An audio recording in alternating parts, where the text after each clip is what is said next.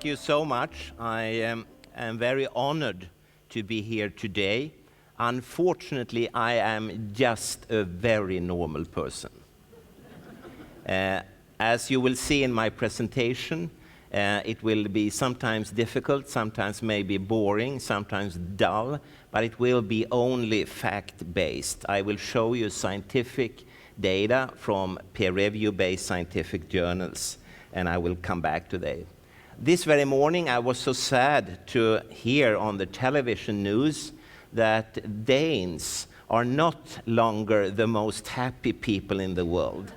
It's actually people from Panama in the Middle Americas. But I know that you actually are the most happy people. For a Swede, it's always wonderful to come to Denmark, and particularly I would say to Copenhagen. You have so much to offer us, and it's lovely to be here. And as you heard before, please do not interrupt. Have a piece of paper and a pen. Take down whatever comments or questions or suggestions you have, and we save them for the general discussion. Also, it's extremely important that you do not, and maybe I don't even have to say this, because you are really eagles and I'm a small, small sparrow. But you should not blindly and blue-eyedly trust what I tell you. Do not let your children or your own future depend on this day. Be critical. Bring out the relevant scientific literature. Read for yourself. It's all out there in the public domain. Discuss in between, compare, investigate, think, and think again. And then take a decision based on these facts for yourselves and for your family, based on your own convictions. Also, I will try to kind of translate the data in the peer-review-based scientific publications that all are acknowledged and checked by other scientists in the field. And I will try to translate these papers into your own reality. What does it mean for you here in Denmark when scientists in their laboratories demonstrate serious effects in molecules, cells, bacteria, plants, insects, mammals, and in humans from artificial electromagnetic fields? Today, we should discuss something which the Steiner School and the Steiner Daycare Center in the town of Bærum in Norway a few months ago has decided not to welcome in their premises. And I'm talking about the wireless society, with all the radiation coming from various gadgets, interconnecting them, making them, of course, useful, but in a wireless fashion, using microwaves and other electromagnetic fields. And this school in Norway, they instead have determined to make their school a wireless-free zone. And I just heard before the start that there are at least one such school here in Denmark as well. Today, we shall discuss something which the insurance companies around the world, including Lloyd's in the UK and Reassurance in Switzerland, refuse to take responsibility for. Among such items, you do not only find health effects of electromagnetic fields, but also, as you probably already know, health effects of gene-modified organisms, health effects of nanotechnology, and so on. Is it not very strange? They are all sold to us as 100% risk-free and completely safe, and then they should be safe to insure. But the insurance companies, very early, I was at a meeting, for instance, in London, 2004, they completely refuse to come close to the health effects of the modern electromagnetic society. That is very telling, at least for a scientist and a normal person, and I believe it's also for you. Today we shall discuss something which the telecom manufacturers and operators also completely and totally refuse liability for. Their products are safe, so they claim, but they do not legally touch them even with a barge pole or a pair of pliers. So in a sense, these companies have their own precautionary principle. And oddly enough, it's very often found out that the families of the high-ranking CEOs of these companies, they do not use the gadgets that their father or mother sell to the children and grown-ups in the rest of the world. They stay themselves away from them.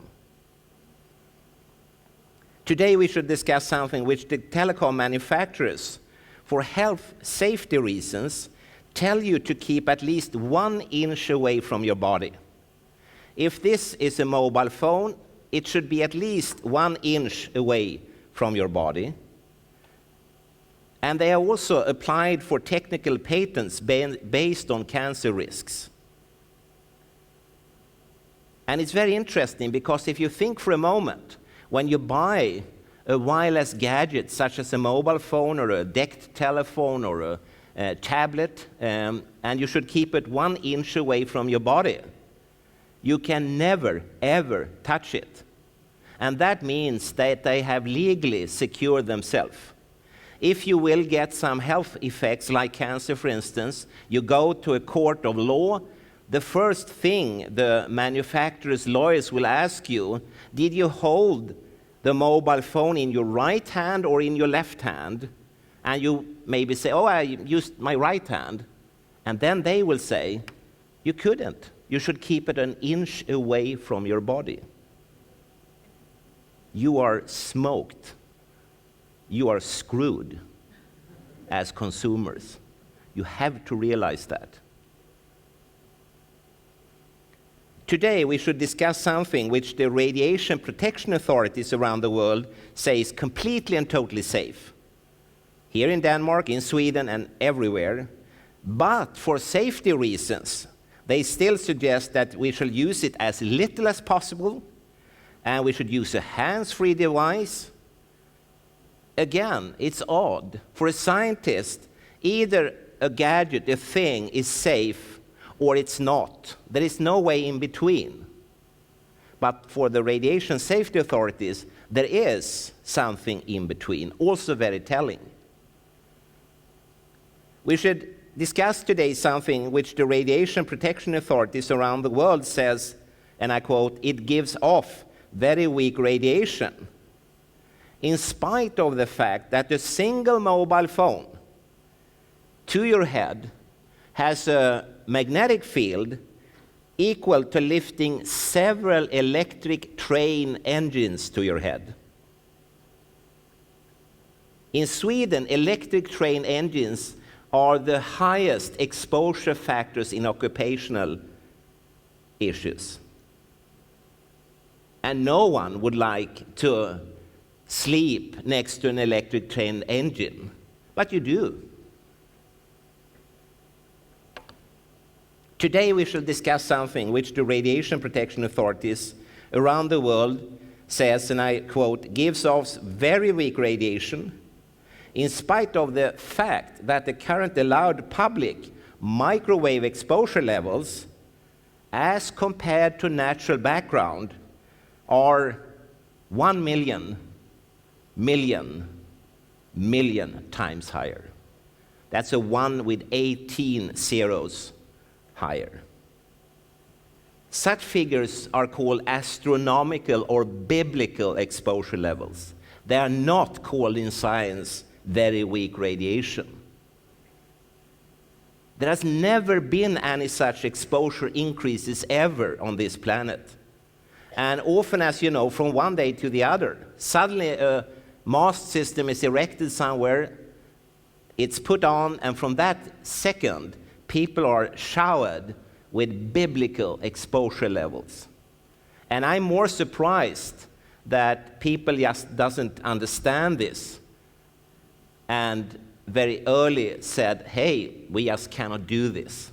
We just cannot expose the public domain in that way. Today we should discuss something which the educational authorities claim to revolutionize teaching and learning in our schools, in spite of the fact that they have been used for years in, for instance, Sweden, parallel to an enormous drop in pedagogic quality and learning capacity.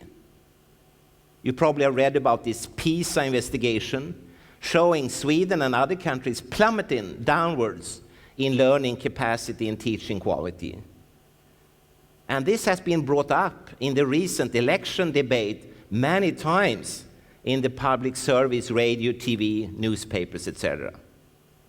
So for me as a scientist, you know, it's hard to impress a scientist. And these gadgets doesn't at all impress me from a pedagogic point of view. Today we should discuss something which easily penetrates walls, floors, ceilings, and you. And while penetrating you, it feeds you with biblical levels of energy into your body, making molecules break, changing the behavior and molecular machinery of your cells, damaging cells all the way to cell death, and feeding cell growth. All of this being shown in peer-review-based scientific studies. Today we should discuss something which lacks any form of biologically based exposure standard or hygienic safety levels. Instead, the safety of these gadgets, of a mobile phone for instance, are determined using so-called technical recommendations based on acute heating in fluid-filled plastic dolls. Not even Swedes are fluid-filled plastic dolls. So my question to you here, these recommendations, do they really make you feel safe? No, of course not. Remember that today we will discuss toys, not life necessities such as clean water, clean air, food that can be eaten without risk, care, concern, love, and respect. Children, for instance, who do not get these necessities of life will perish. Children who do not have e-readers, tablets, mobile phones, still will mature to responsible and loving citizens. That you do not need to worry about.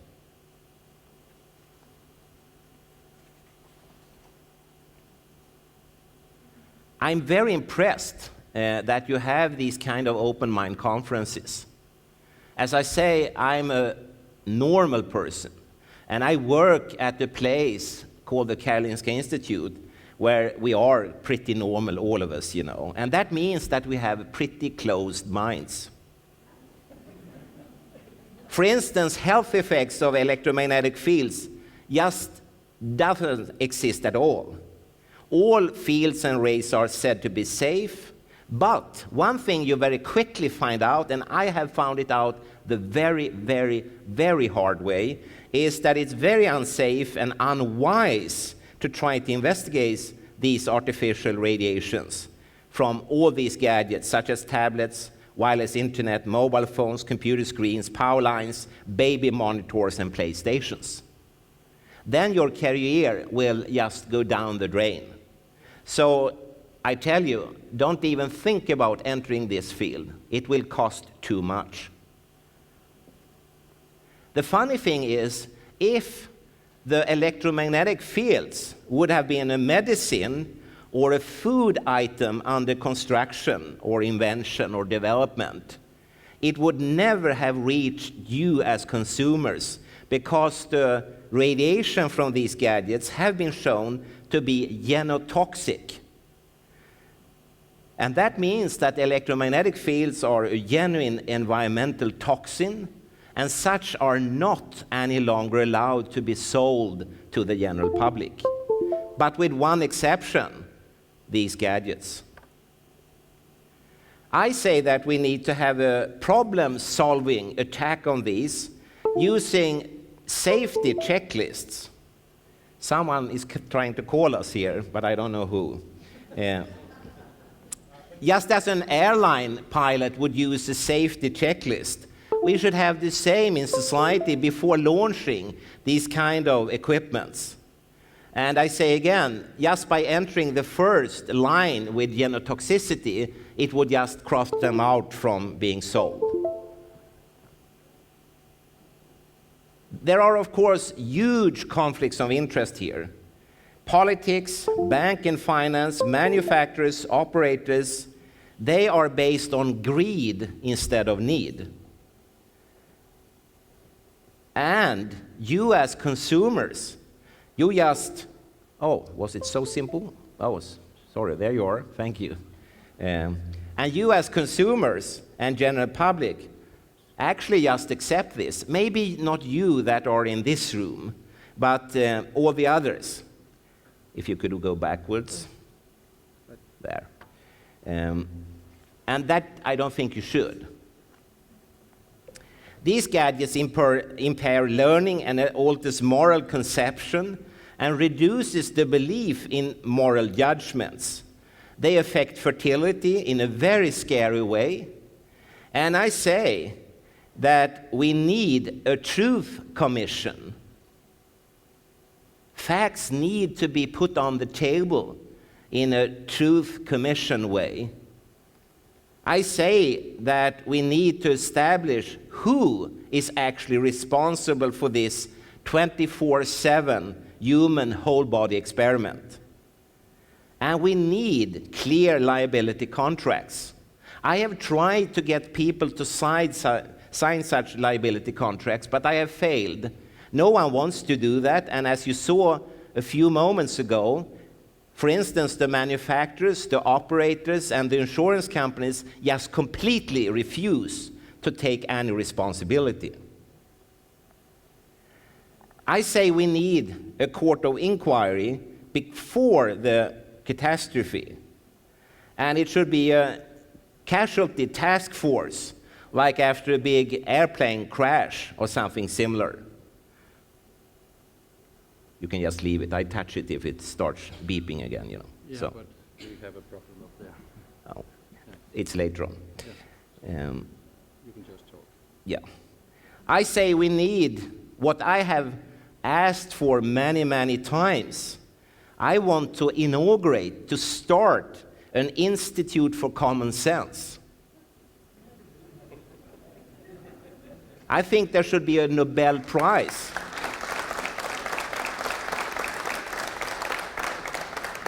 I think there should be a Nobel Prize in common sense. That is what we are lacking. And as Frank so elegantly pointed out, there is very high time for mankind to change track. We're heading towards a number of big issues. We are watching them on television, but honestly, are we really doing very much about it? No. I say that we need a completely transparent scientific system based only on need and never ever on career, profit, or similar things.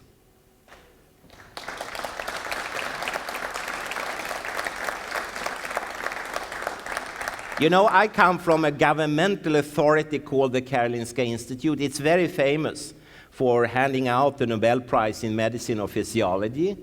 And it's paid for by the state. That means the taxpayers. And I think that can never, ever be misunderstood. People like you have employed me for their needs, not because I should do any particular career or anything like that. And I think we need to change it. I say we must have a moratorium now. As you can see, when you sit out there, I'm old. I will soon be gone. No one will remember me after a few years. But please, remember to act today. You have to act. Not only regarding health effects of electromagnetic fields, but all these other pending issues. Gene-modified organisms, global warming, nanotechnology, the Human Brain Project, and so on. They are bad, they are evil, there is just no need for it at all. It's just what we need is common sense.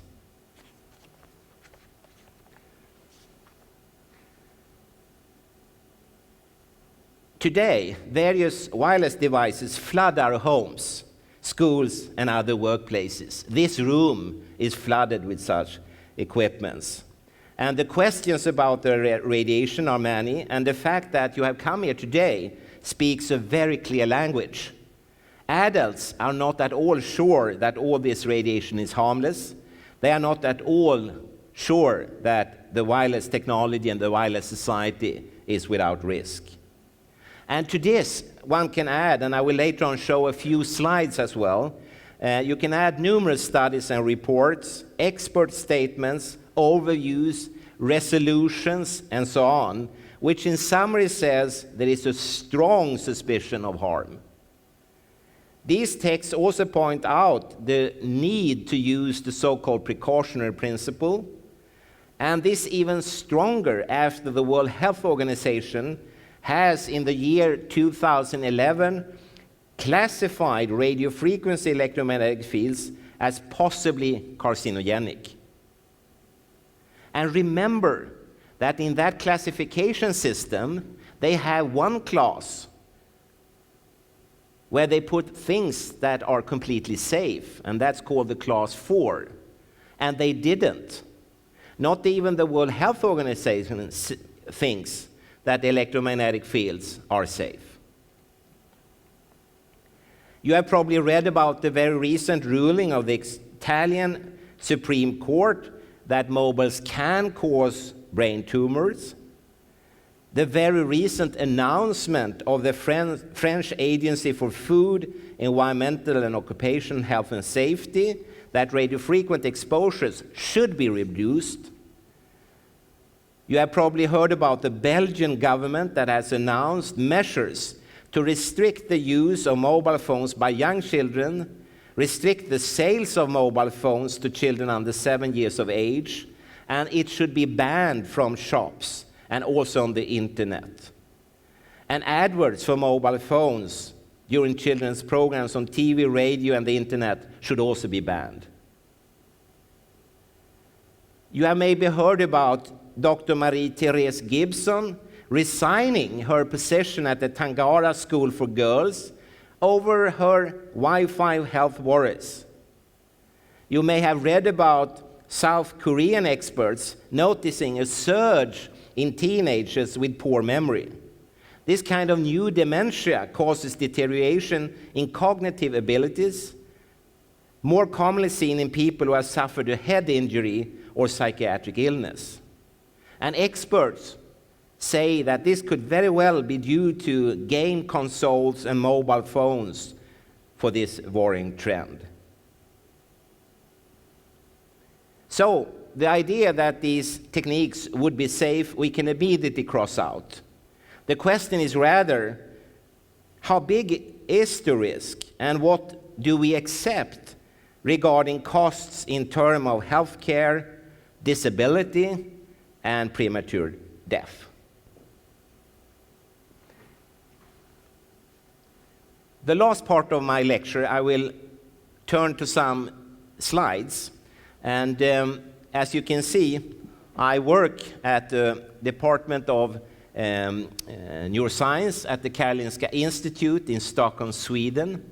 I also used to uphold a position at the Royal Institute of Technology for a couple of years because I had a PhD student presenting her thesis at that university. Gentlemen, don't let hard work kill your wife. Let the electricity do it.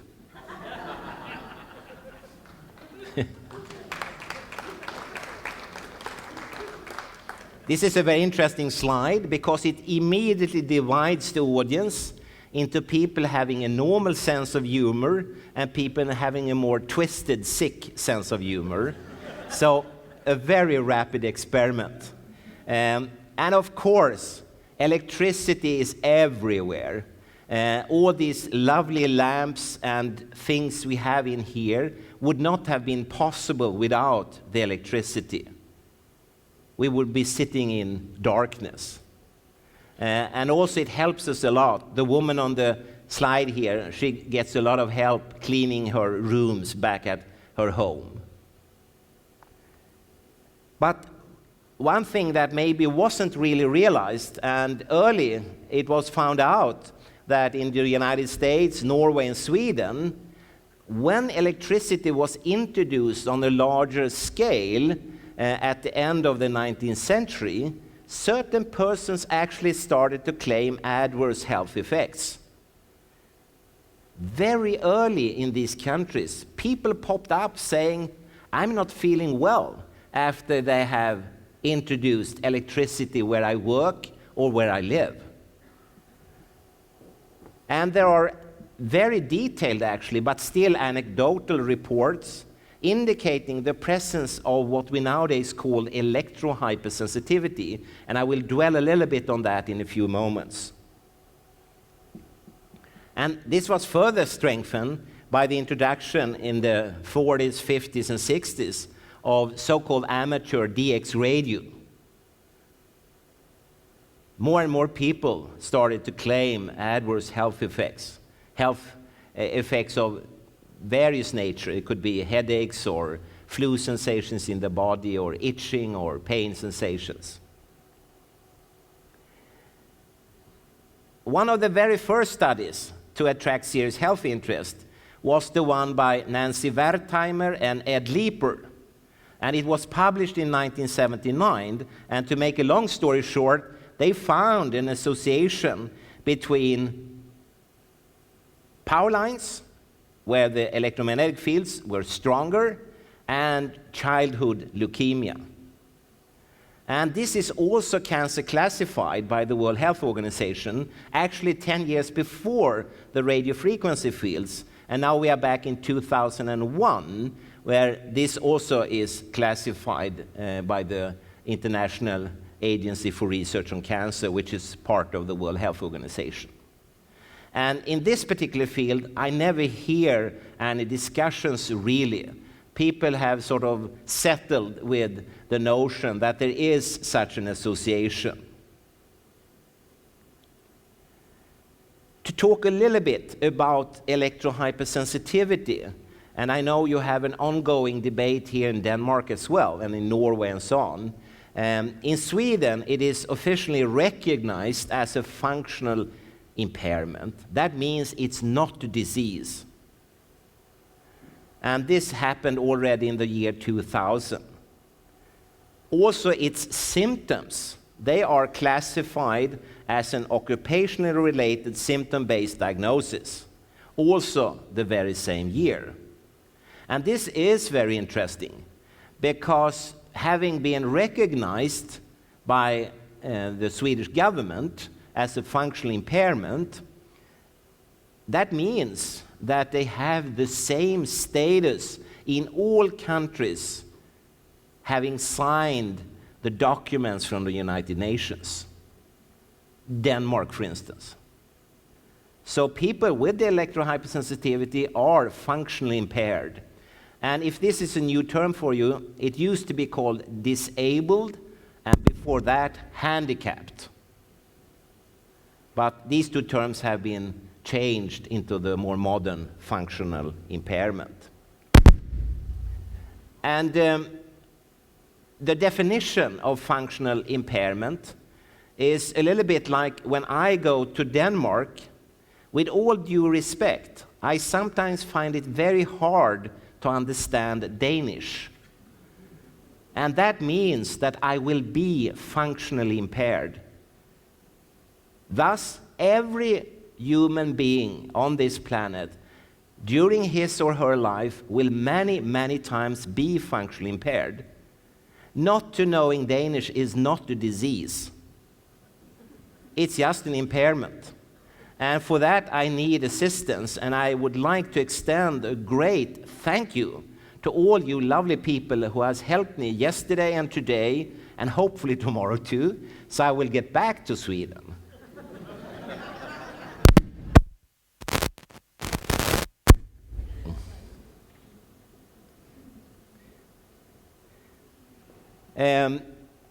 The electrohypersensitive people in Sweden, they have their own handicap organization, the Swedish Association for the Electrohypersensitive, and it's included in the Swedish Disability Federation.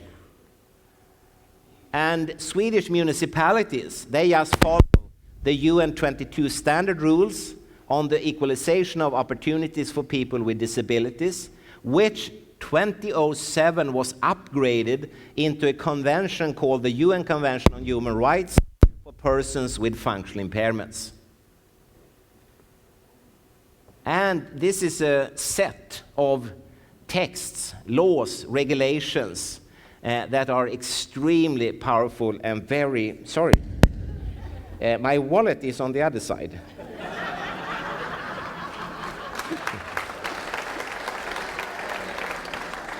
Is it all right? Yeah, sorry. It just contains Swedish money, by the way. So. And this convention is extremely powerful because this is the highest legal level on this planet. You can never go above a UN convention, and it regulates our everyday life in all the UN countries, and most countries are members of the United Nations. And actually, these texts are also extremely intelligent and very simple. And it says people with functional impairments, like electrohypersensitivity, are entitled to have an equal life in a society based on equality. That's all. But just watching recently a program about your Danish queen, I realized, no, you don't have any equality in Denmark. Her yearly income is somewhat higher than yours. So you have to work on it a little bit, but you will get there eventually. And to achieve this, the most important principle is the one about complete accessibility. And that means that every public domain must be fully accessible. And this room, for instance, for a person with electrohypersensitivity is not accessible. It's too much in here. So we all need to file a complaint to the United Nations. Because even if you're not electrohypersensitive, even if you're not functionally impaired, we are obliged to always report such complaints to the UN. So go home, write, and send. In Sweden, as in most other countries, impairments are viewed from the point of the environment. No human being is in itself impaired. There are instead shortcomings in the environment that cause the impairment. Thus, it is the environment that should be treated.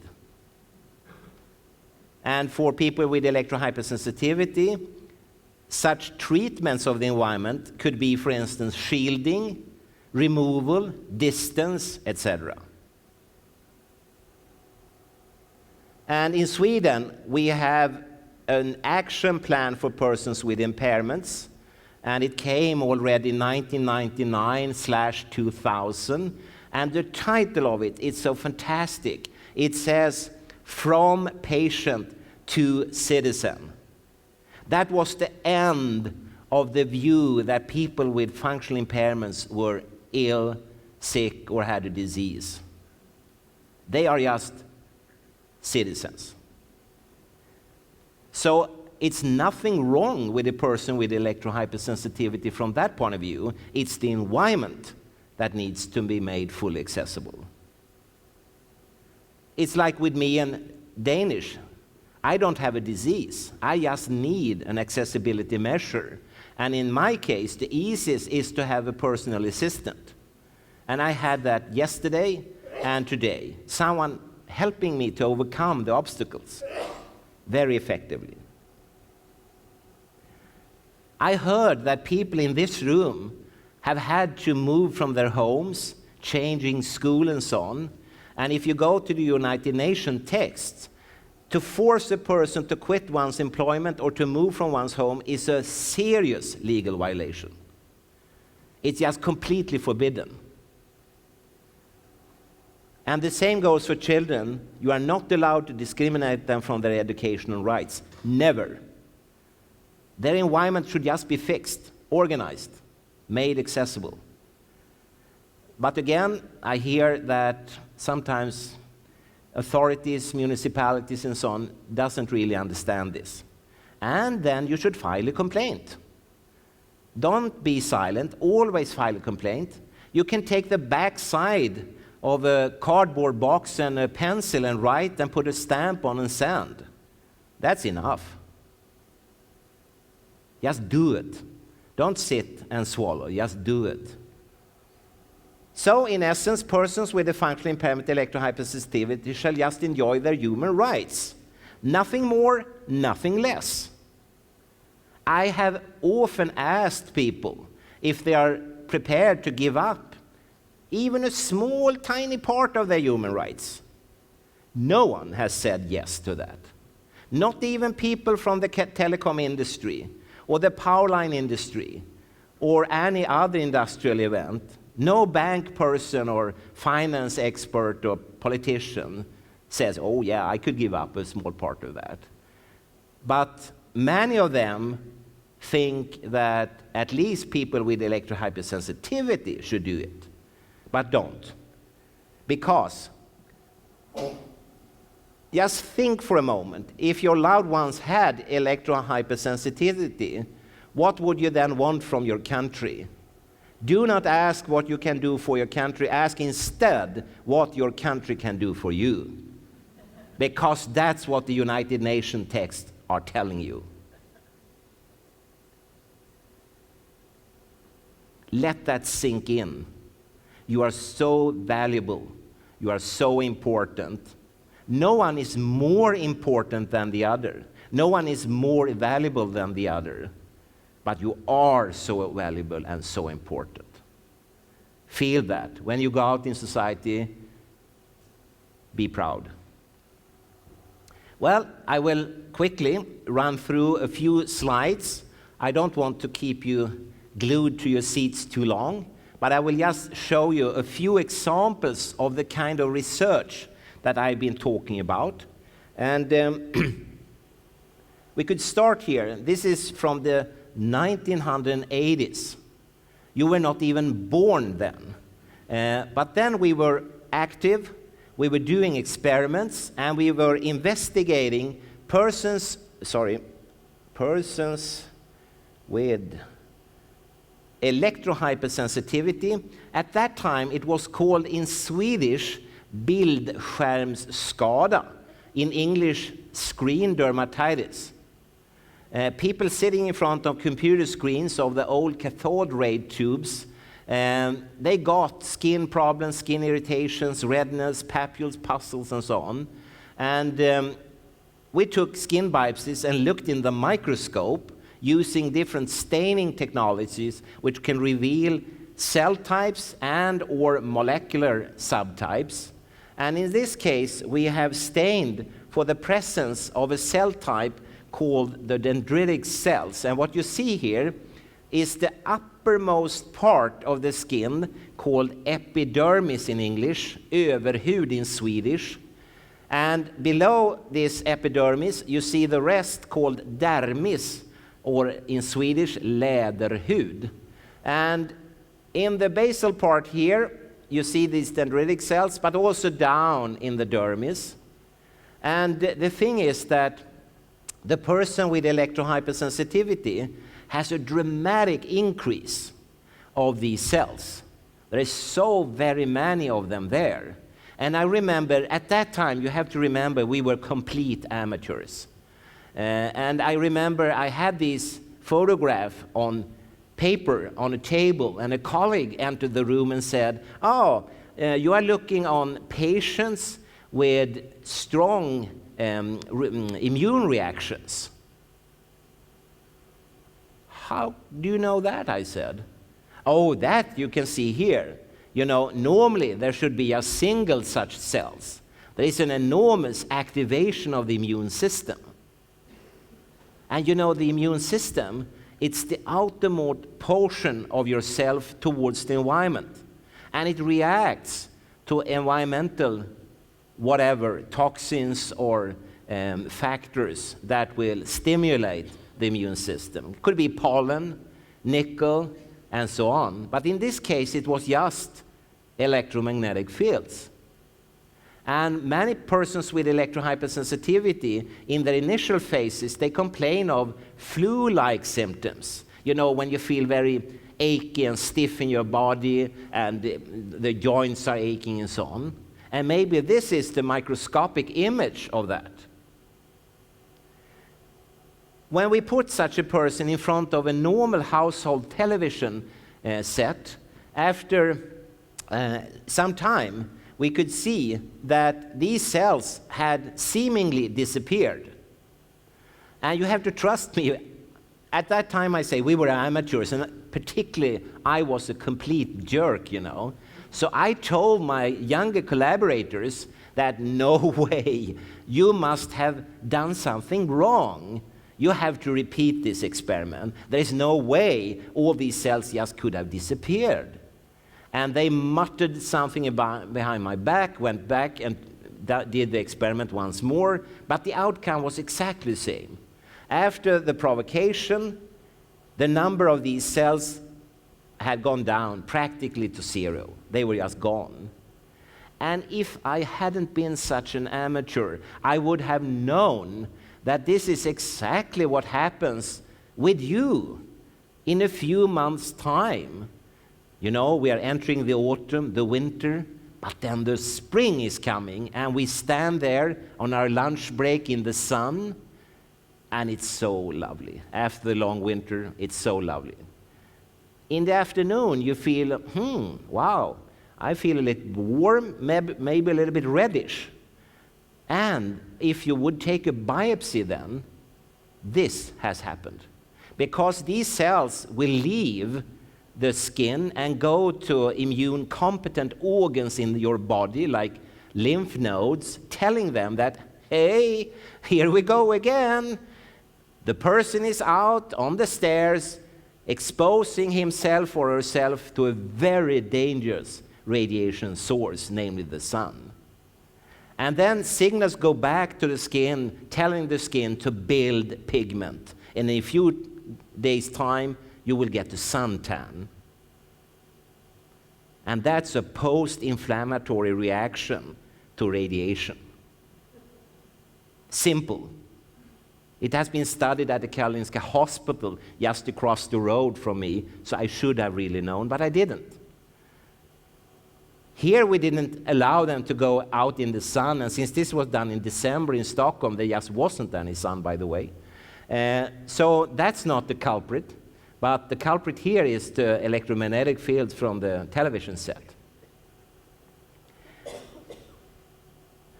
In another experiment, we instead investigated the so-called mast cells, and mast cells has nothing to do with telecom masts. They're called so because they are thick and swollen. They contain agents such as histamine and heparin, and when they are released, you get the classical allergic reactions. Any asthmatic or allergic patient would know very precisely what I'm talking about. And in normal healthy volunteers, you have again a microscopic image with the epidermis. Something is going on.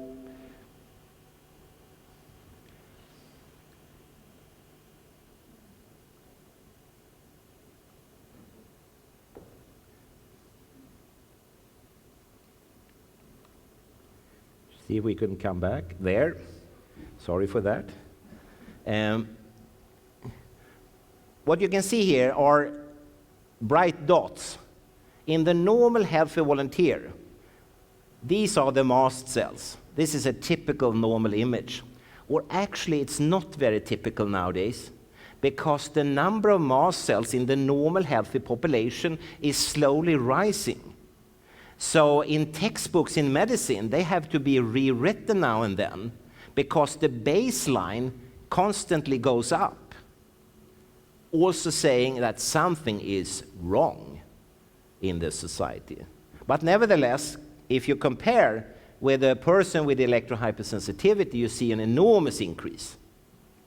And if I back one slide, no, I couldn't. There. You remember this image. This is a classical textbook image of a so-called radiation damage. In this case, from sun. The next one is also a textbook image of a radiation damage, but this you would see if you expose people to things like plutonium and uranium, X-ray, and strong ultraviolet light and radar rays. But these are just persons with electrohypersensitivity, but their body has reacted in the very same way. So from this moment on, and now we are at 1992, then we formed as a working hypothesis, people with electrohypersensitivity just have a radiation damage. It's nothing particular, nothing strange, it's nothing new. It's really in the textbook already, but the sources have been different before. Now we have a new source, namely computer screens, television sets, mobile phones, DECT phones, baby alarms, PlayStations, etc. But the reaction will be exactly the same. So from that moment on, we have used that as a working hypothesis. Finally, regarding the mast cells here, if you just look on these two panels, the same again, you have the epidermis and the dermis. Each dot is a mast cell. This is a normal healthy volunteer, and this is the same person 2 hours after being exposed from the computer screens and television sets. And here, the normal healthy volunteers, they were actually students. They were sitting with their back towards the computers and televisions, and after 8 hours they were released. But we took biopsies now and then to follow what happened. And no one reported any health issues at all. We were asking them if it felt hot or itching or pain or anything. No one felt anything. A few of the students reported that they felt it was boring to sit with their back to computers. Well, they have to report everything. But that was the only thing, you know. But when we took biopsies, their skin had reacted as if they would have been sitting with their back to plutonium, X-ray, or ultraviolet light or radar. And it was just computer screens and television screens. So the reaction pattern, the very same. It took a longer time to get such an image from plutonium. It takes a few seconds. But here it took approximately 2 hours. But they didn't feel anything. So it's interesting. Our idea is that everyone is nowadays activated. This is also part of the immune system, which also would explain why this student, already at the beginning, compared to an image from the 1950s, they just have too many mast cells. And you know, at least in Sweden, that allergies, asthmas, and so on have exploded. And now it's approximately 50-55% of the young population, and of the whole population, it's more than 1/3. In the 50s, it was less than 0.5%. So it's an enormous increase in allergies and asthmas. Maybe this could have something to do with it.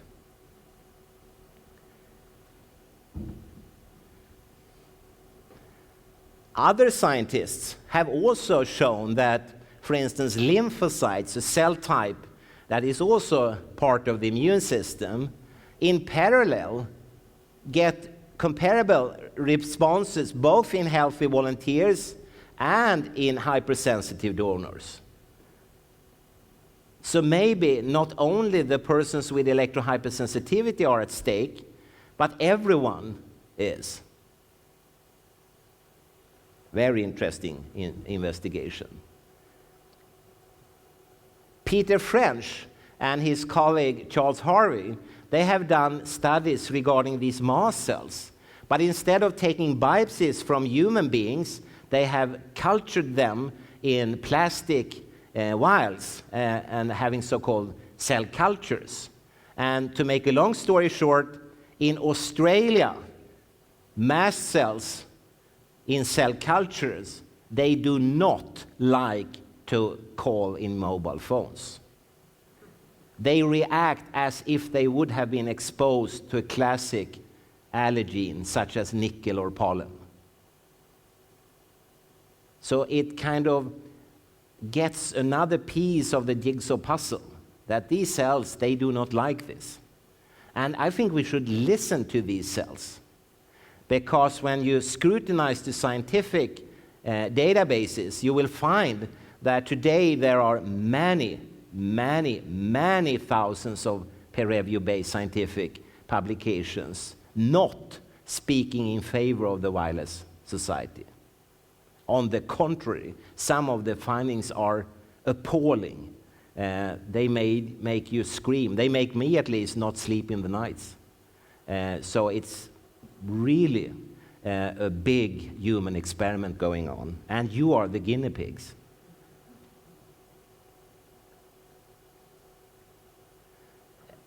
A colleague to me, Hajime Kimata, he's a clinical dermatologist. He has made some extremely interesting observations, because he took allergic patients and exposed their allergy rashes to mobile phone radiation, and then they got worse.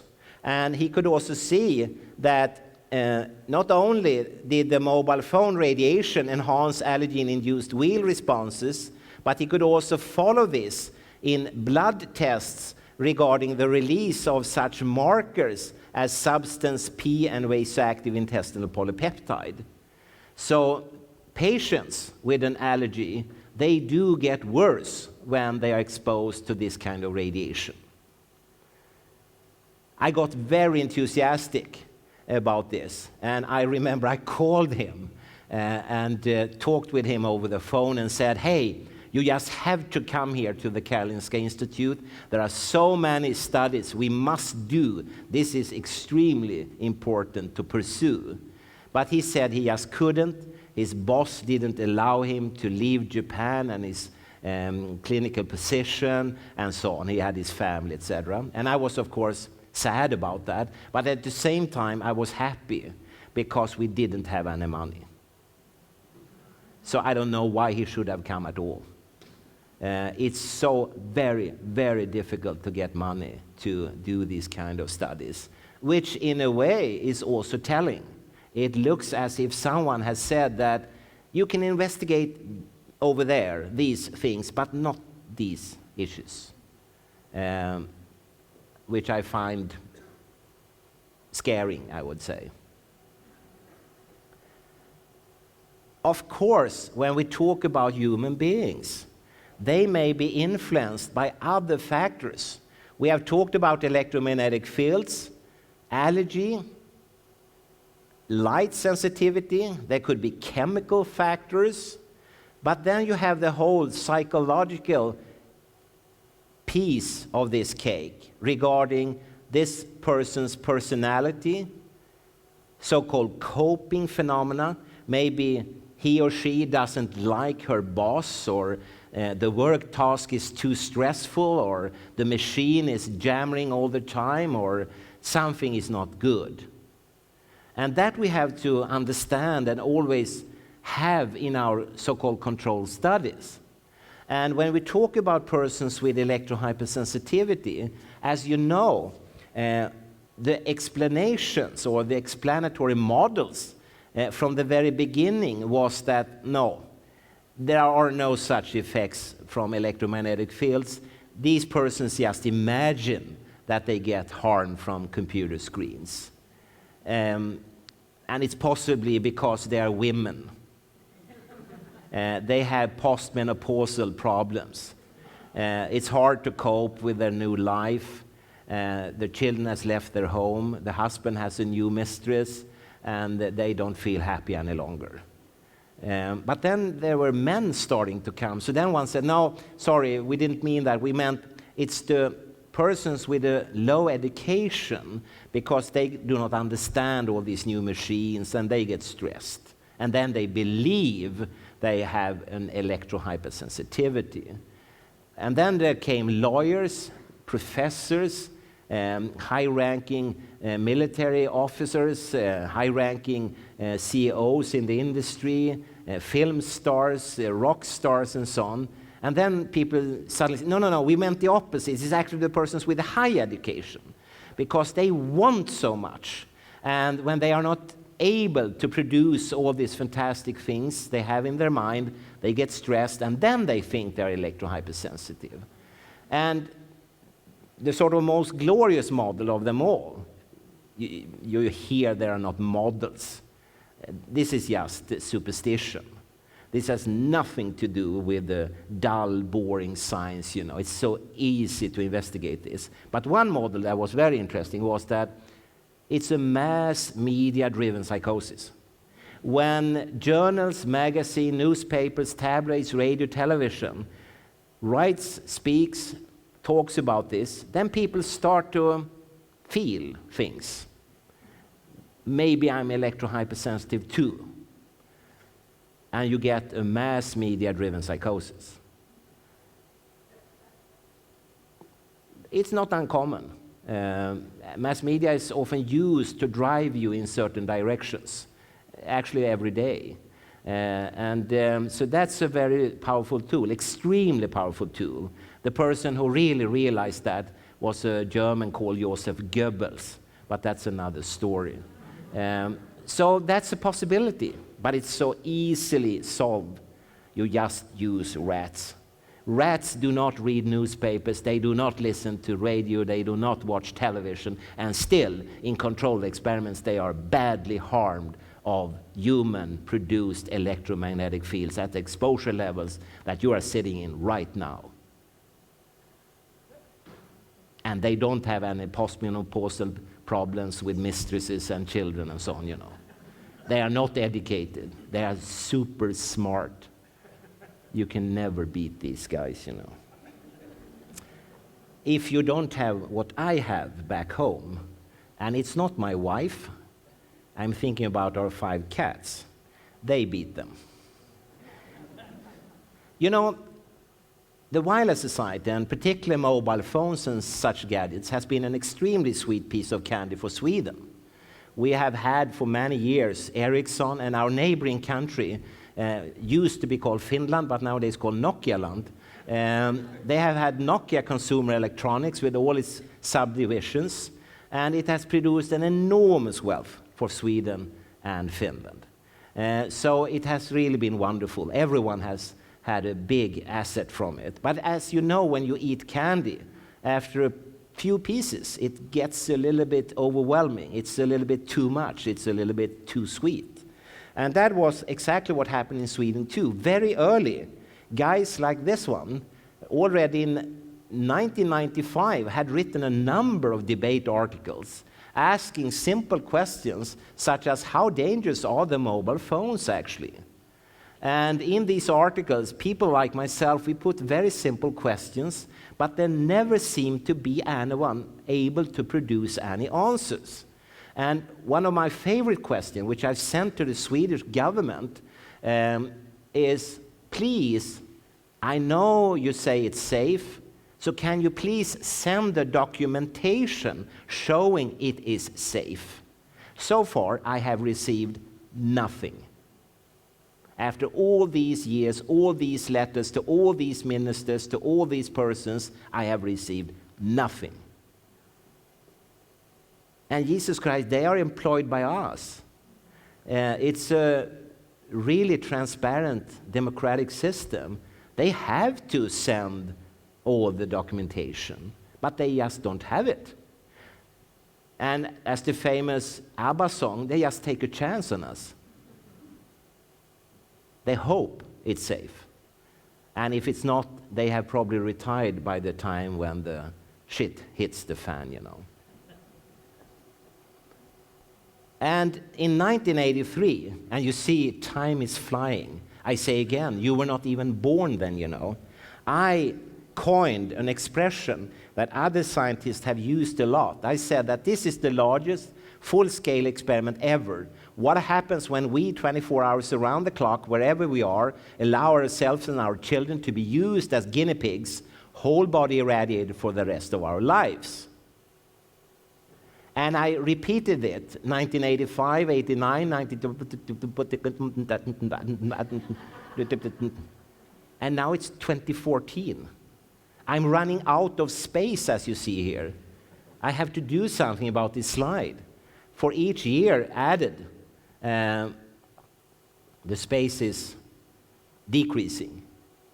And 1994, Expressen, one of the tabloids in Sweden, thought that this would be the Christmas gift of the year, question mark. But no way. I mean, to give a child such a very strong radiation emitter, it's not very wise at all.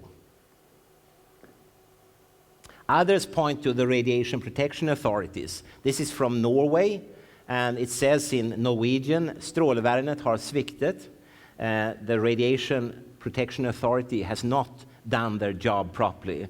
And very often it seems as if these authorities protect the radiation instead of the citizens, which is completely in contrast to what they should do and what we believe they are doing. And in Sweden, I don't know for Norway and Denmark, but in Sweden, the Radiation Protection Authority has been infested by representatives from the telecom industry. That is not the way it should be. But they just do it openly.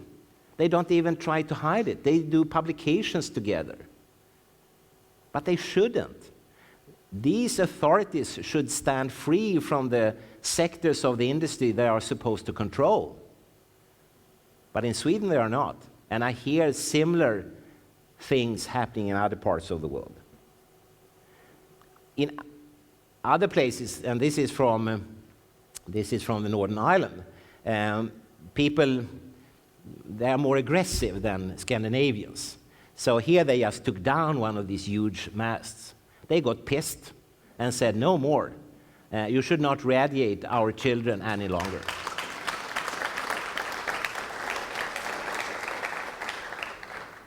Well, you shouldn't applaud really, because this is not the way it should be done. I mean, we live in democracies with a representative power. We should just write to our municipality, civil servants, to the politicians, to the ministers, and so on, and they will fix it.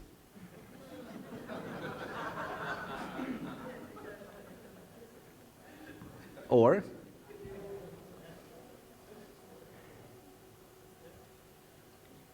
when we talk about mobile telephony and the microwaves and so on, in the public mind, most people then think about cancer.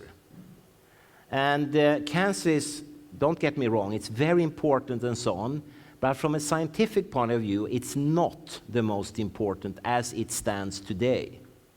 The most important, I would say, it's probably the effect on DNA and DNA fragmentation.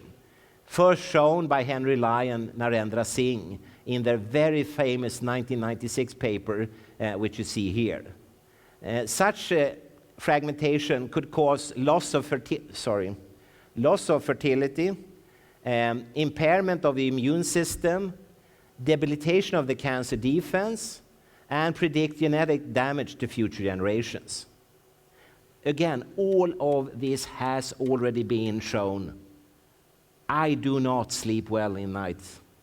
This is just horrifying to read these papers, you know. And with getting on for 4.5 to 5 billion mobile phone users, their cumulative effect threatens the entire genome. And don't get me wrong, it's not only humans that are at stake. Every living creature on this planet are right now. Every bacteria, every insect, every plant, every bird, every dog, cat, and so on.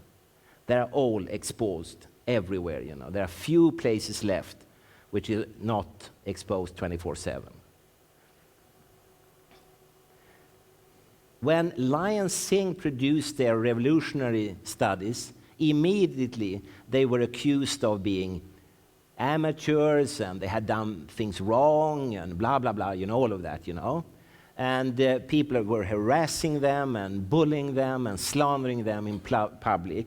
And eventually it was decided by the telecom industry that they would repeat the study of Lion Sing.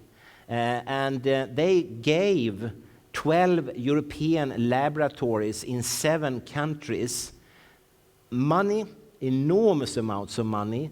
They got equipment, personnel, cells, chemicals, everything to replicate. And it was done very nicely, very controlled, double-blind, perfect. And eventually, the study was finished, and it's called the reflex study. And when these double-blind codes were broken and the results revealed, do you know what had happened? These laboratories had proven Lion Sing right. Do you think that the telecom industry went to a bizarre length trying to stop the publication of this study? Yes, but they couldn't. Eventually it was published. And what was shown was that here you have a so-called COMET assay, a very simple tool actually, but very powerful. And here you are sham-exposed DNA from cells as an internal control to show that the whole experiment actually works. They have been irradiated with radioactivity, so-called gamma rays, and then it forms a tail of small broken pieces of DNA, and therefore it's called the COMET assay, because comets, as you know, they have a tail on the night sky. And this is shown here. And the amount of radiation used here, gamma rays, is equal to 1,600 chest X-rays. There are no patients that has received 1,600 X-rays, of course, but it equals the same amount. But look, 24-hour mobile phone radiation at an exposure level which is below the recommendation. The official recommendation is 2 watts per kilogram. Produces exactly the same type of tail as 1,600 X-ray examinations. I can understand why the telecom industry went to such bizarre length to stop it. But they couldn't. And then I also understand that their very intelligent lawyers said, we will fix that. Just write in the thick book you get when you buy a phone that you have to keep it away 1 inch from your body. The moment they touch it, they are screwed. So they solved the problem that way. So I think it will be hard to legally provoke them into a corner, but people are trying, very much so still.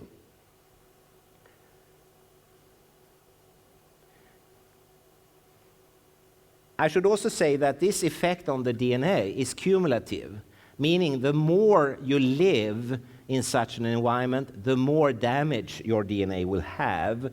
And remember that this was just 24 hours of mobile phone radiation. And you have lived years and years and years in such exposure levels. So of course, it's interesting to ask oneself what will happen with the genomic material on this planet. Sorry. And more studies regarding cumulative effects are important. One thing you should also remember is that I mentioned that the official guideline or recommendation is 2 watts per kilogram, but most studies that are showing effects, they are below or very much below or extremely much below this. So this 2 watts per kilogram value is not protecting you at all. And that was found out very early by scientists like myself, that it's just a technical recommendation and nothing else. And here you can see, for instance, the effects on DNA, but also other effects on eating, drinking, calcium, fluxes, the EEG, the electric activity of the brain, and so on. There are so many papers. And if you would like to read a short summary of approximately 4,000 papers, I recommend you to go to the Bioinitiative report, which is on the internet. It's just 4,000 papers. If it should be safe to use these gadgets, all these scientific papers must be wrong. That has never happened in science. The probability for these papers to be wrong is just zero. There is no such probability.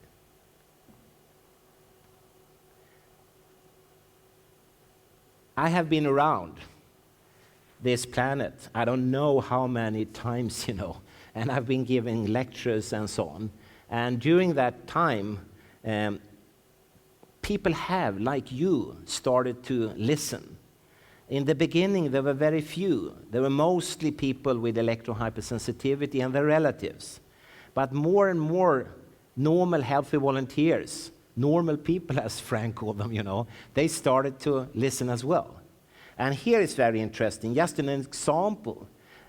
We were invited in Italy to a municipality called Benevento, and the city of Benevento, who gave all the money to hold the meeting with, 30,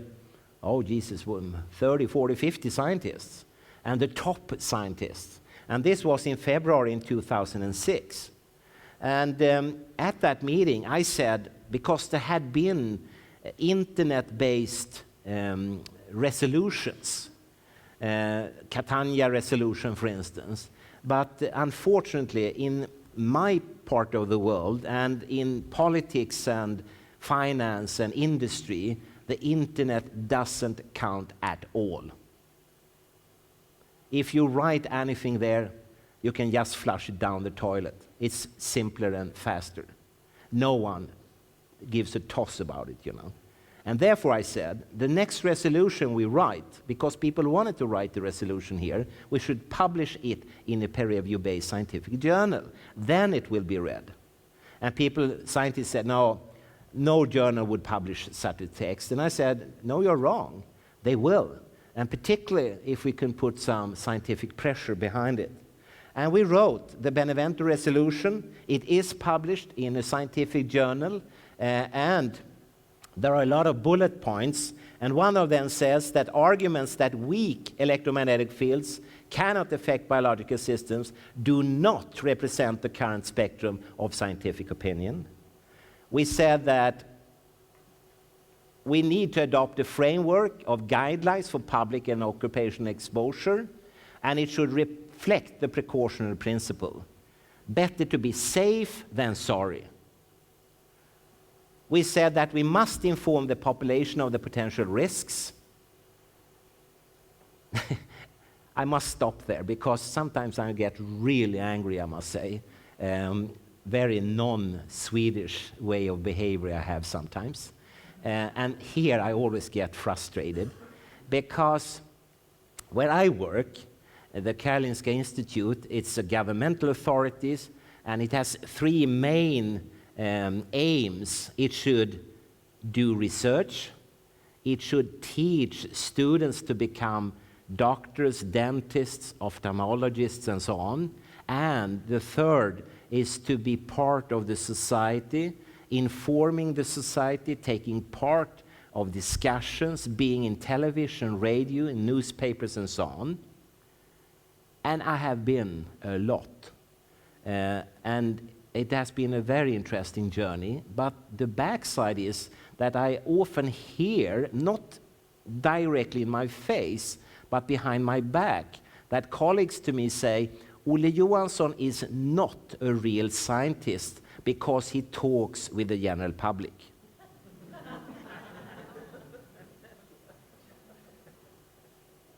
I have to hold on to the table.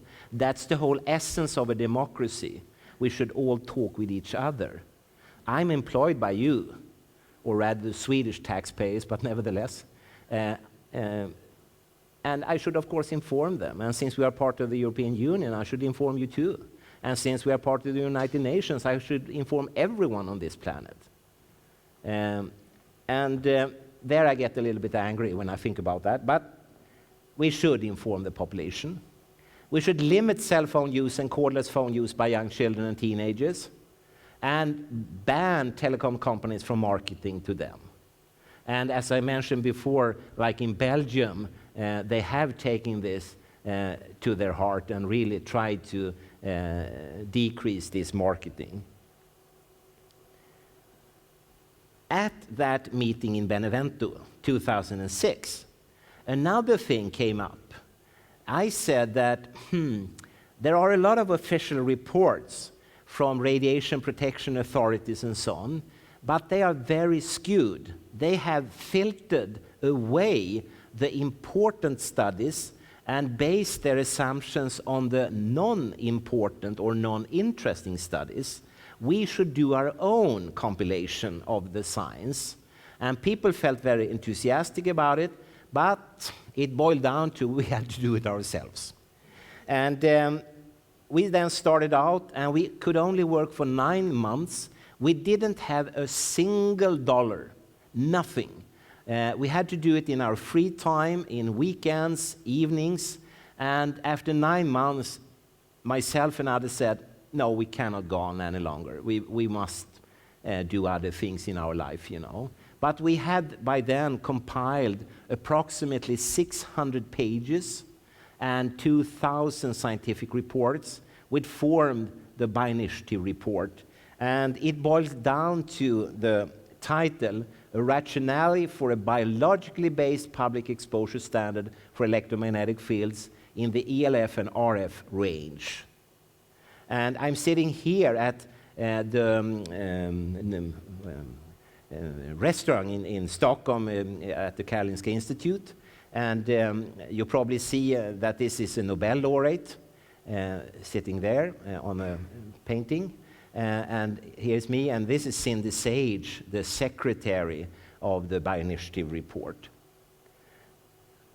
You know, when you produce 600 pages, you don't think anyone will read it.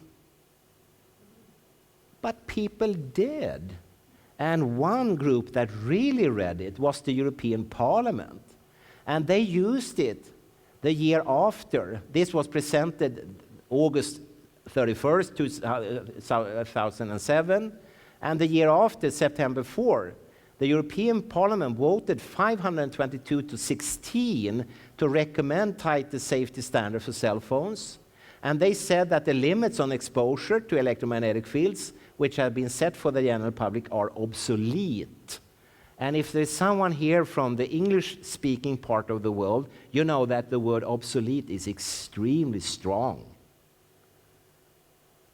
So they just said, these recommendations we just cannot have. And they also said that they were greatly concerned at the Bioinitiative International Report concerning electromagnetic fields, and which points to its conclusions to the health risk posed by emissions from, as you can see, all types of gadgets, not only mobile telephony, but Wi-Fi, WiMAX, Bluetooth, DECT, landline telephones, blah, blah, all of it, you know. So they included all these gadgets together. What happened then? Well, that was also interesting. The telecom industry said, this is good. This is a very good idea.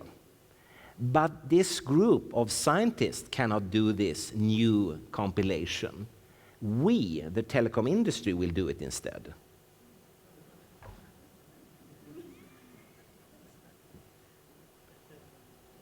Well, after that, after the report was presented in August 31st, 2007, I remember September 1st, the very day after, when I came to my work, there were already 3 new scientific papers that should have been in that report. But we had to stop. And I will just quickly show you that after that, scientists have shown that use of cell phones decrease the semen quality in men, by decreasing the sperm count, motility, viability, and normal morphology. And as you know, in Europe, for instance, all countries, the quality of male sperm cells are going like this. Maybe this is one of the factors behind that reduction in quality. Another study from Greece pointed to that if we wait generation after generation, it will end in complete, irreversible infertility. If we translate that to Denmark, that will mean, with this time scale, that in around 150 to 200 years' time, Danes can no longer produce Danish babies because of something we did this year, or actually some years before this year. And then it's very late to say, oh, sorry, we must turn it off. We will call back to 2014. It's just too late, you know. If you expose pregnant women and their babies, then it turns out that the babies' hearts get stressed. And that you can see by viewing heart rate, fetal and neonatal heart rate, which is increased, and the cardiac output, which is decreased, meaning that their hearts go faster but more shallow. And I usually ask parents, do you want your babies to be cardiacally stressed? And no mother and father says, yes, that's what we would like to have. Finally, you also see that plants, in this case tomato plants, when they are exposed, and in this case to base station radiation, the kind of radiation you sit in right now, their cells strongly reacts. And Alain Vion, one of the scientists behind this, he said to me that it was as if they would have crushed these plants with a hammer. The cells started to secrete damage sequence molecules such as calmodulin. If you crush a plant, it will send such molecules. And they didn't touch them. They just allowed them to be irradiated from base station mobile telephony exposure, and they reacted in the very same way.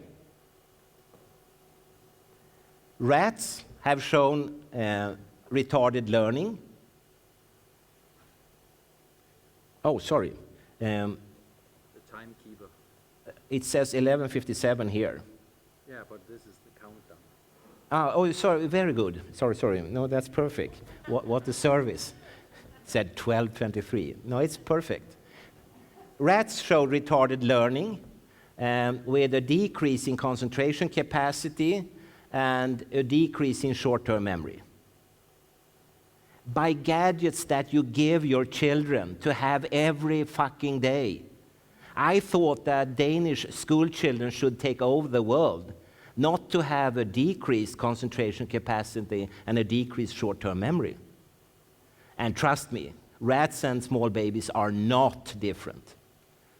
They react exactly the same in this case. And of course, when you do experiments using, in this case, young boys, they do get alterations associated with attentional resources, meaning that they have a reduced learning capacity in this educational task system. Well-controlled, double-blind, blah, blah, blah, blah. Students do less good when they have been irradiated.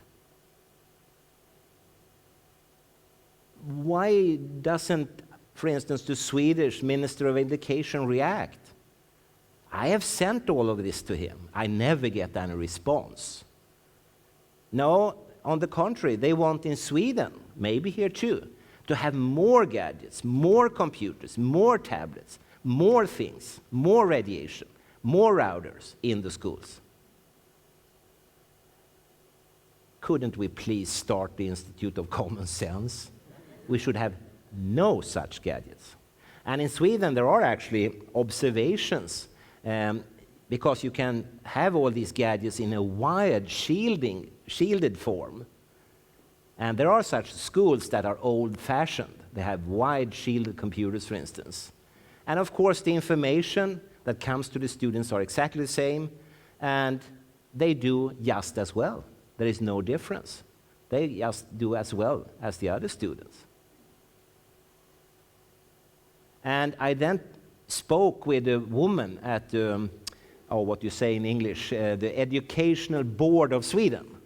And she said that if you look on students and the outcome of the educational quality, the schools in Sweden that seems to do best are schools that traditionally do not use such gadgets very much, like Waldorf Steiner schools, Reggio Emilia, and Montessori schools. Their students seem to behave better, mature better, and learn better. And then she said, but you cannot quote me on that. She was afraid, as a representative of the School Board of Sweden. Breast cancer in women has been discussed a lot, and these type of exposures do not increase the cell division in breast cancer, and they do not initiate breast cancer, but they do something different. Namely, they reduce the efficacy of tamoxifen similar to such resistance. And this is the most common treatment for breast cancer.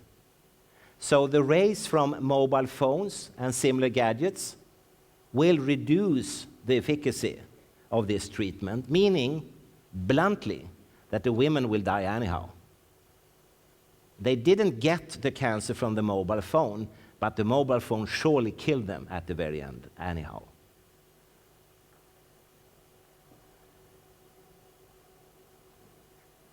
After this Benevento meeting, we wrote a lot of different statements and resolutions and so on.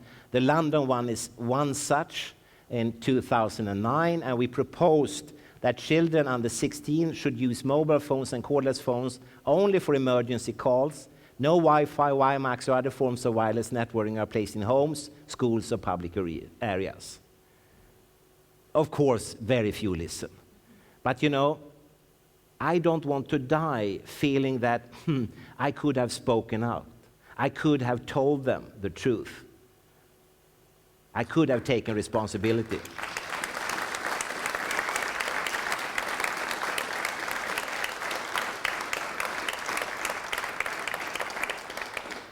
And I always tell people, everyone, including your queen and so on, every evening when you stand in your bathroom and watch yourself in the bathroom mirror, if you can meet your eyes without turning away your gaze, then you have done a good job. But if you feel ashamed, please go back and redo what you did. That's very important.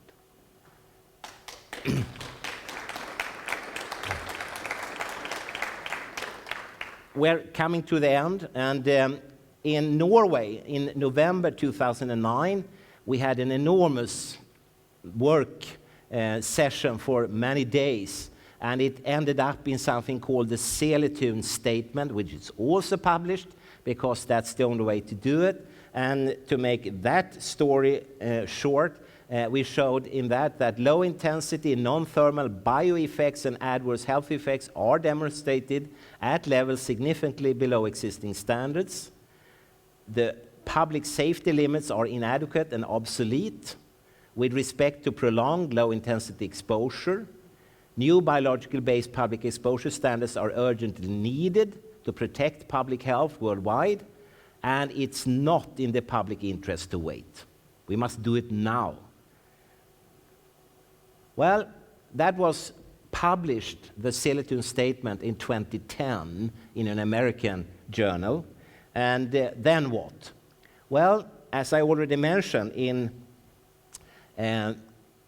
2011, first the Council of Europe said that we have to ban phones and wireless networks in schools. May 31st that year, the World Health Organization classified radio frequent electromagnetic fields as possibly carcinogenic. I said that the Italian Supreme Court ruled in favor of that mobile phones cause cancer in a patient. That was in October. And now we are in September 2014 in Copenhagen. Maybe the answer to all of the things I've said to you and all the things we have discussed is no more full-scale experimentation.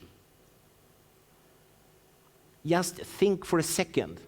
I will twist my fingers, and when I did this, all wireless gadgets in the world have just disappeared now. They're just completely gone. Does that make any real difference? No. No way. You need to go to the toilet, eat, you need to sleep, you need to think, and so on, educate yourself. And interestingly enough, and that has been scientifically studied, if you remove, for instance, mobile phones, then you see a dramatic and quick increase in, what you say in English, in public health, because people start to talk with each other. And the first thing they will say is, you know, it's so funny, I have lost my phone. You see, I had it at my work, and then when I came back from the toilet, it was just gone. And the other will go, oh, that's odd. You see, I've also lost my phone, and by the way, you know the big antenna? It just disappeared. And they will start to communicate, and soon they will talk about important things like children, garden, dogs, cats, food, water, and so on. So it will actually be an asset to a society to lose a lot of these gadgets. And I'm not a Luddite. I'm not saying that we should sit around a campfire and drag each other by the hair and so on. That's what I'm not saying, but we need at least to think and reconsider. And just finally, you have to think a little bit about safety. There are, as you know, guideline recommendations. And this guideline you see as number 2, that's what you live in. That's the Danish guideline, 9 million microwatts per square meter of radio frequent radiation. And then others have either said or indicated reduced levels. And you see, for instance, the Bioinitiative report in the revised, updated version said 3 microwatts per square meter would be all right. But there is only one hygienic safety level ever produced, and it's proposed by myself. And it's this one, because this is the natural background during normal cosmic activities. This is what you lived in before Finland went into Nokia land. And you see, the difference is just astronomical, biblical. And if it's hard to think about, just make it into sound level instead. Just imagine tomorrow the birds in Copenhagen have increased their voice strength by 1 million times. One sparrow could then completely destroy the whole of Denmark. It will just be nothing, sand left of that impact, that sound impact, you know. Probably the whole planet will go to smithereens. So it's odd that we allow these kind of exposures given all the scientific data we have. Recently, in the United States, the Supreme Court updated decision regarding a widow to a smoker. She had been given $2.32 billion as compensation. But the Supreme Court said, no, it's too little. So she now gets $23 billion as a compensation because her husband died from smoking. When I talk with American lawyers, they say that the compensation sums regarding the microwave irradiation will be much larger. they are talking about 100 or several hundred billion dollars per case. And the reason for that is smoking, initially we didn't know very much about.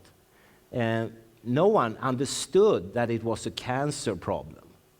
But for microwave-based issues, we understood this already in the 40s and 50s. We then knew, especially in Sweden, was a huge number of papers published regarding microwaves and the very bad effects it has on the living life. And therefore, it will be summoned to much higher levels of compensation. Well, isn't it fantastic? The last slide and the clock on the very second. Thank you so much.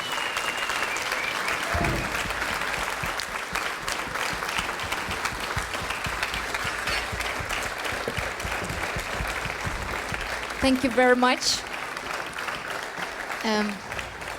Before we let you go, we have the EHA's representatives which would like to present you with an award. Oh, yes. So I would like to call them Oh. up on the stage, please. Oh.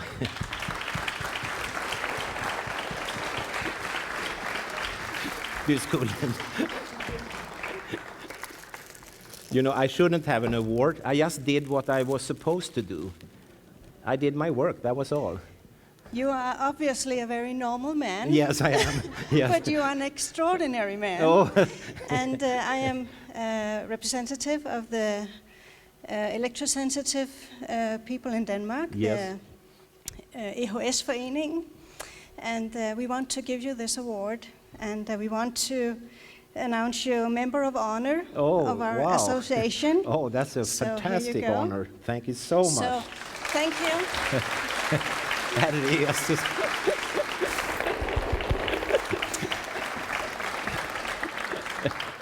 Thank you. Thank you so much. Okay, now we're going to have about 15 minutes of question and answer session. I'm going to hand the microphone over to the ones who would like to ask questions. So if I can see your hands. Yeah.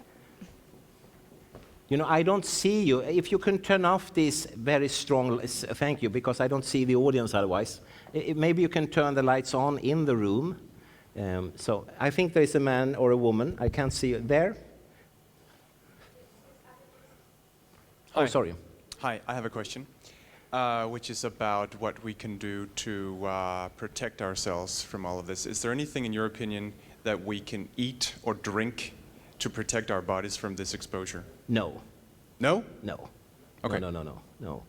There is no way. And, you know, then we're also entering the wrong avenue, I would say, because we are talking about the public exposure, and we should not be forced to sort of wearing an armor, not on the outside, not on the inside.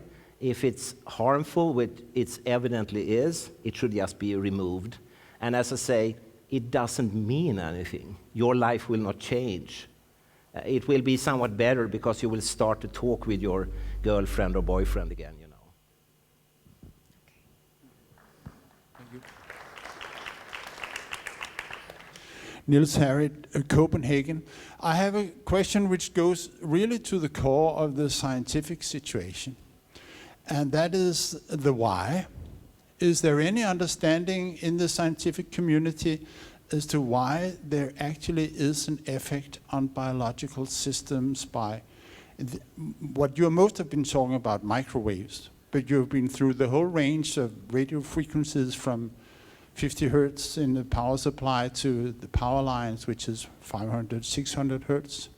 That means we're talking about a whole range of frequencies. And I always wondered, this is actually my field, the scientific field, interaction of electromagnetic radiation with materials.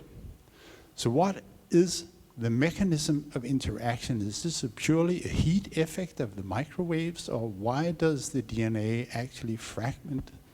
Has anybody made any experiments in this respect? this is an extremely important and very good question. We have wanted to do a lot of mechanistic studies, but we have not been able to get the necessary money. But others have done so, and there are pieces, quite a few actually, that points in various directions, and there are various hypotheses, and scientists are right now trying to follow them, but it's too early to formulate any form of unifying theory. And we can spend hours and hours discussing that, because there are very many papers actually regarding effects on ionic channels, frequency-dependent effects, etc., etc., etc. And maybe, for instance, that pure sine wave 50 Hertz fields maybe doesn't interact with us at all, because when studies have been done, it has been done using, for instance, power sources, power lines, etc., which are infested by, for instance, high-frequency fields. And they have not subdivided the effects, so they don't really know. And from a sort of purely radiophysics point of view, maybe we doesn't pick up these 50 Hertz fields. The wavelength of them is 6,000 kilometers, you know. So you need a very special antenna to pick them up. I have a suggestion, actually, because it came to my mind when these studies came out about the cancers in kids living under the power lines. Yeah. I wonder, how does this is low frequency, 700, 800 hertz. Why do they interact with the tissue? Yeah, and scientists have been asking the very same questions, and the only sort of detail which came out was that, if you remember, Nancy Wertheimer, she took her very old car and traveled through Denver, hundreds and hundreds and hundreds of miles, and looked at these addresses where the children were living. And then she noticed that the houses that were struck by childhood leukemia, that were at the so-called end points or end poles of the utility system, where the line turns around and goes back again. And later on, it was discovered that there were higher levels, but she didn't think at all about if there were electromagnetic disturbances in higher frequencies. So it's a gradient rather than actually Could be, intensity. yeah, could be. But how interaction with the membrane potential? It's obvious, it's static, and it would react to low frequency fields. Yeah, but someone needs to really prove it as well at the scientific level, you know. Has this been done? No, not yet. Okay, thank you. But I mean, there are studies on their way, and it's very interesting to read all these studies, because they subdivide, as I said, into different tracks. And I have formulated, it's very private and very personal idea, that it kind of boils down to the unnecessary addition of energy. Exactly. Yeah, it's just so simple, you know. We feed all the living organisms with energy, and they do react. Yeah. And maybe it's not so very, how do you say, complicated at the very end. But it could be. So, Appreciate it. yeah.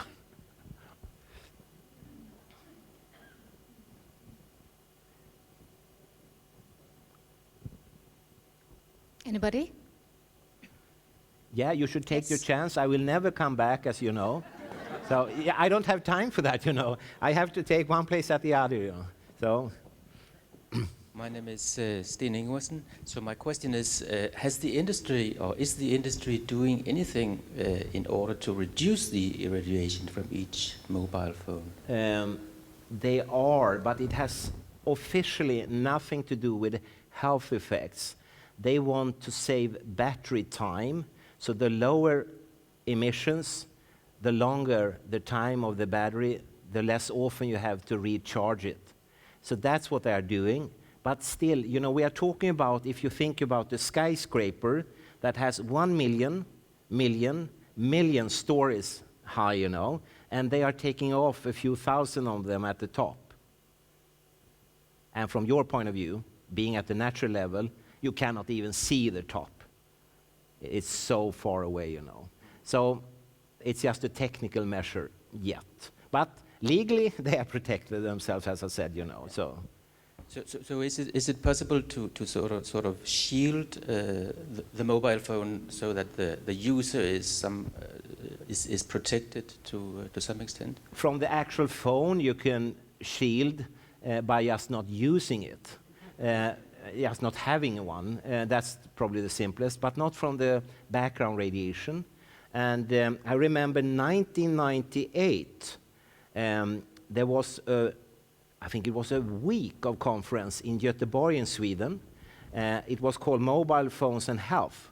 And then I remember I asked one of the physicists from Chalmers in Göteborg, and I said, we have listened now to the data presented at this conference from professors like Henry Lai and so on. And I said, if we take all the data, 1998, and boil down to your question, how far away from my body do I have to keep the mobile phone to be safe? And then he said like this, from the stage, and I was sitting in the audience, he said, well, you know, it's hard to give an exact figure, but if you keep it away 5 to 10 kilometers, you would be safe. And it's not a joke. I mean, you have to remember there are few radiation emitters that are so strong and could traverse kilometers and tens of kilometers and even more. So it's a very strong torch, actually. And then he said, but of course, even if you have it so far away, apart from having to have very long arms to do the numbering, you know, you cannot escape the base station radiation. And that one in its own is still biblical. We are talking about these massive increases, you know. And don't forget what this man pointed out too, the power frequent levels. A mobile phone, when you have it to your body, equals several of the Danish electric train engines in radiation exposure from ELF fields. So it could be that culprit too, or both. So what I understand from what you say, that I'm going to tell some of my friends who are using these patches that claim to reduce the radiation on the mobiles, to throw it away along with the telephone itself. We have tried a lot of these stickers and patches and so on. No one works, apart from one. And it's not a patch or a sticker or anything like that. It's a pouch made of the same material as this woman has around her head, a microwave shielding cloth. And that's basic schoolbook physics. That works. So that you can buy. I think the producer is called Microwaves or something like that. But as you say, the only way to avoid is to throw it away and live somewhere else, out on an island or down in a pit of a mine or something. We have another question. Ja, jag hör det ändå. I will try to do it without this one. Okay. I cannot. Okay, yes. Can you hear me? Okay.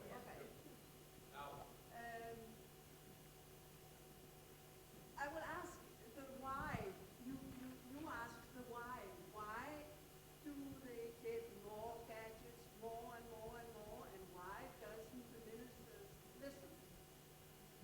And my question to you is, have you considered that they themselves, we all, are addicted, physically addicted to microwave? Yeah. That was actually... Just because when we put the mobile phone to our brain, our neurotransmitters are, what do you say, Yeah, they are altered. Yeah, affected, yes. and all these neurotransmitters can produce addiction. Yeah. You are so very right in this, and that was shown again by the foremost expert in the world, which you really should invite, and that's Henry Lai, of course, from University of Washington in Seattle, the United States. And already in the 1980s, I think it was, he showed exactly what you say, that the transmitter molecules of the central nervous system, including the brain, are altered, and it's exactly those that are altered in phenomena of other types of addiction. Morphine addiction, for instance, or drug addiction in general, alcohol addiction. And people are, of course, very much addicted to these equipments.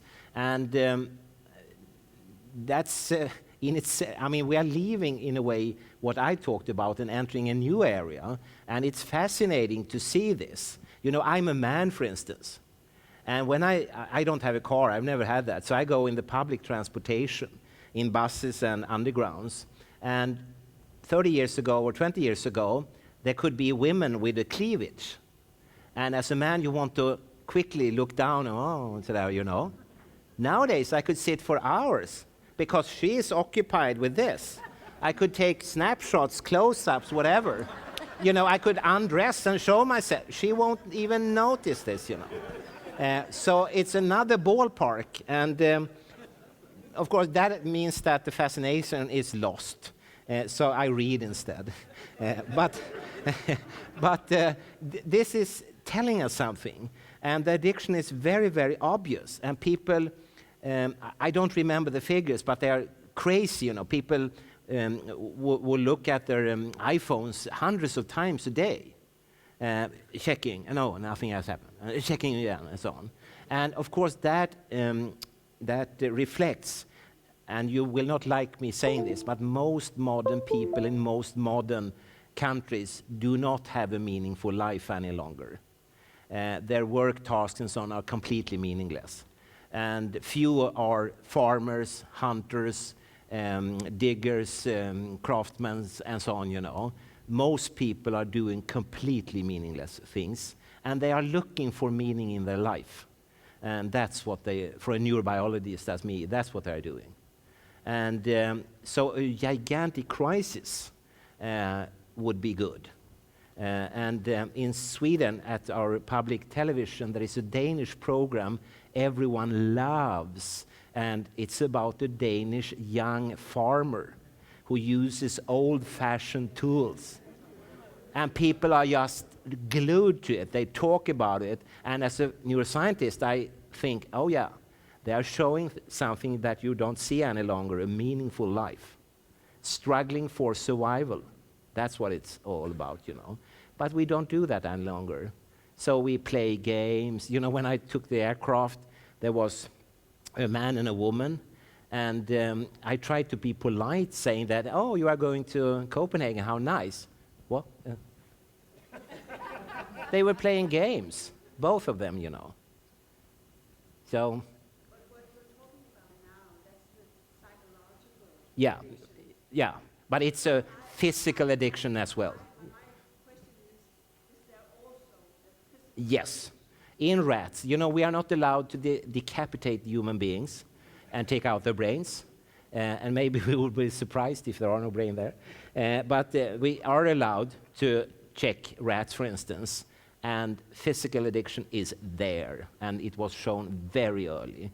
Which, of course, again, I mean, for the modern type Joseph Goebbels minds is extremely nice.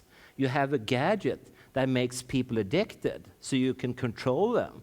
And I'm not talking about the New World Order or anything like that. I'm talking about just making them consume the right things, namely the things that are on the shelf.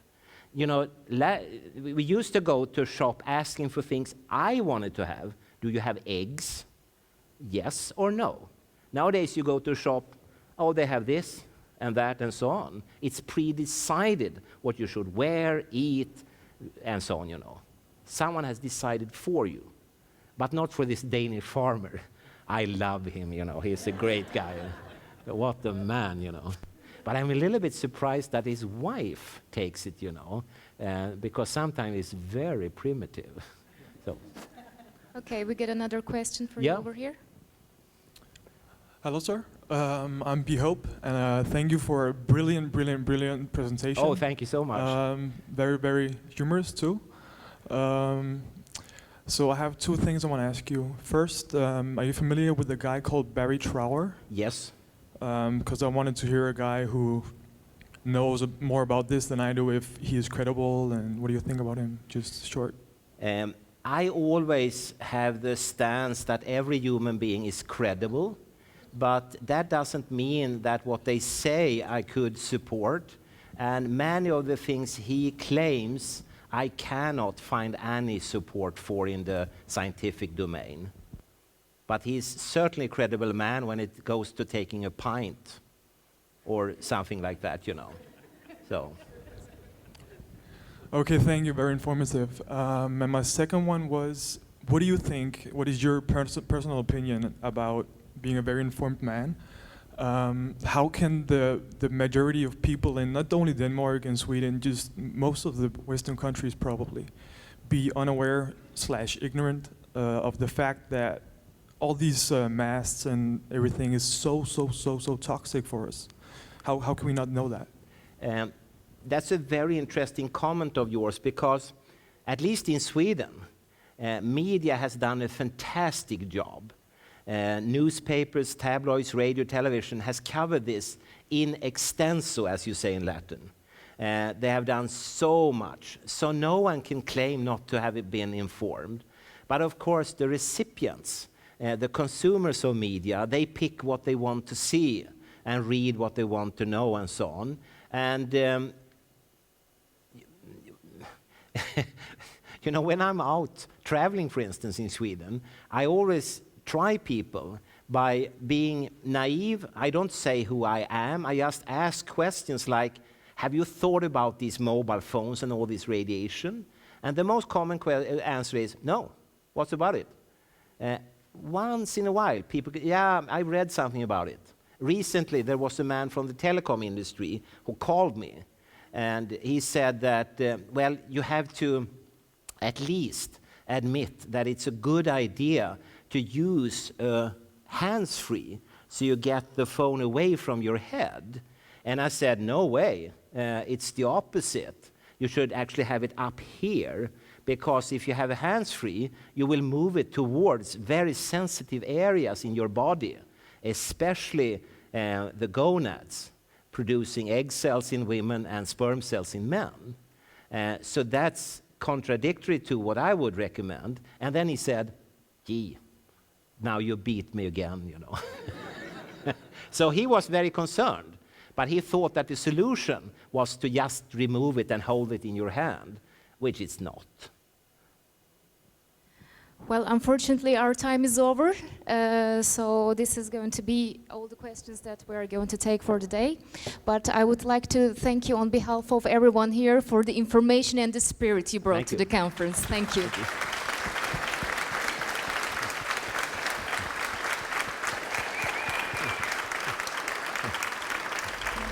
Thank you.